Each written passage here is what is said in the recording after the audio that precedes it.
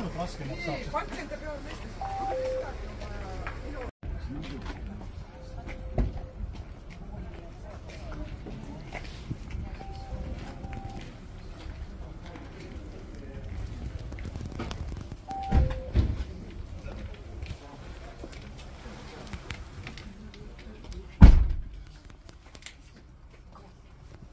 Need on nüüd need uued raamid, neid vanadel ei ole selle funktsionaalsusega, jah.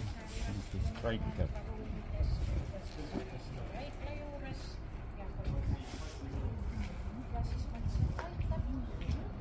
Issand Jeesus on siin autos, nende autode meeskonna liikmete juures, annab meile jõudu,